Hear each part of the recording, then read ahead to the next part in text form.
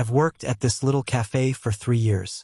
It's not fancy, just warm lighting, soft music, and the kind of smell that makes people relax the moment they step inside.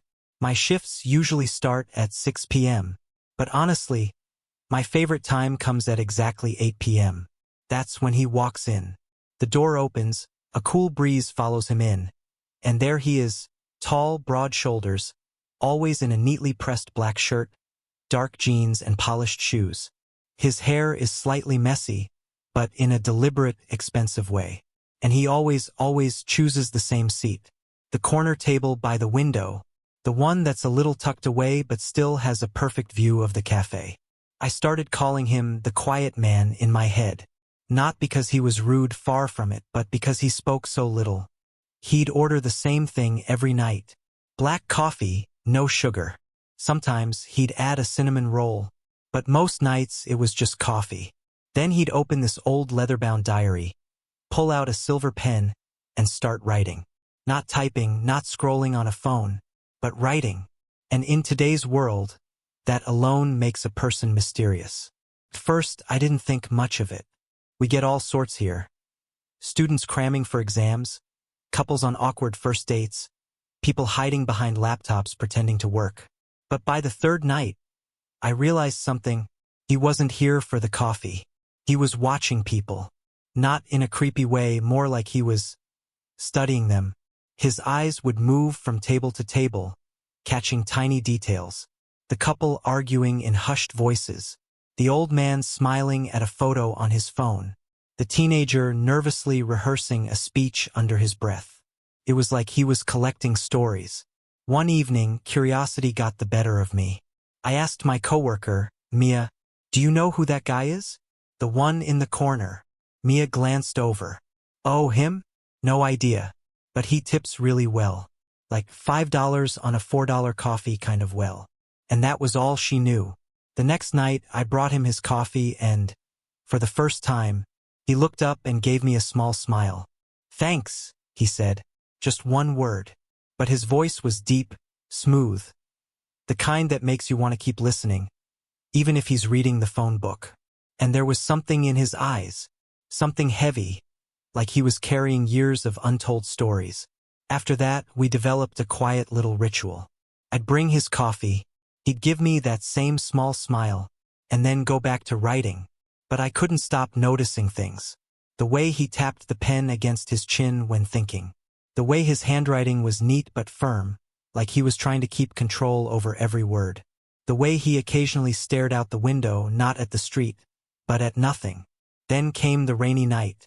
The wind was wild, rain pouring so hard it blurred the cafe windows. Business was slow. Most people had chosen to stay home.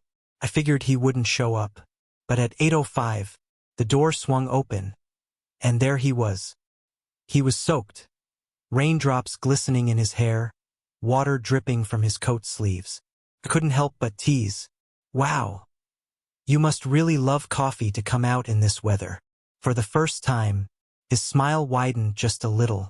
"Maybe it's not the coffee I come for," he said quietly. Before I could ask what he meant, he opened his diary and began to write. That line stuck with me all night. What did he mean? I started paying closer attention. No phone. No laptop, no briefcase, just coffee. And that diary. It was as if he was waiting for something, or someone. One particularly slow evening, the cafe was nearly empty. Just him in the corner, an elderly man by the counter, and a couple in the far booth. I took a deep breath and walked over. "What do you write about?" I asked, my voice casual but my heart pounding. He looked at me for a moment, then slowly closed the diary. "Stories," he said. "Some are mine. Some belong to people who aren't here anymore." The way he said it, soft, almost broken, made my chest tighten. As he reopened the diary, a small photo caught my eye. It was glued neatly to the page. A little girl, maybe 5 years old, with curly hair and the brightest smile. Beneath it, in careful handwriting, were 2 words. "For Emma." That was the moment I knew. This man wasn't just a customer. He was someone carrying a story that needed to be told. And somehow, I knew I wanted to be the one to hear it. The next night, he came in right on time, 8 p.m. sharp. The rain had stopped, but the air still smelled of wet streets and cold wind. I brought his coffee to the table, but instead of walking away, I pulled out the chair across from him and sat down. He raised an eyebrow. Taking a break?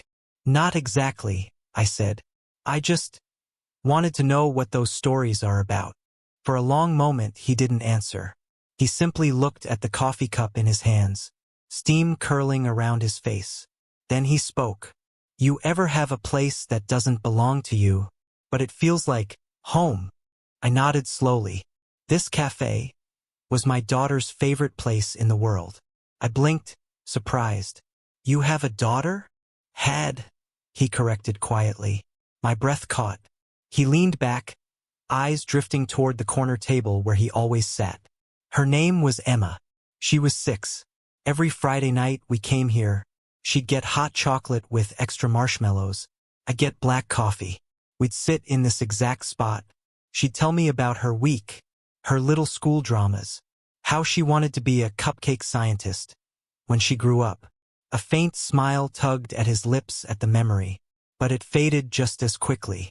One winter night, we were on our way home. A drunk driver ran a red light. Her mother didn't survive the crash. Emma. She made it a few more months. He swallowed hard, his voice low and rough. When she passed, I stopped coming here. It hurt too much. Then one day, I walked by and saw the corner table was empty. I came in, ordered coffee, and for the first time in months, I felt her here. I didn't know what to say. My throat felt tight. My eyes burned. He went on. I run a company now. People call me a success, a millionaire, a man who has everything. But at night, I come here, to the one place I can breathe. That diary, he tapped the leather cover, is where I write to her.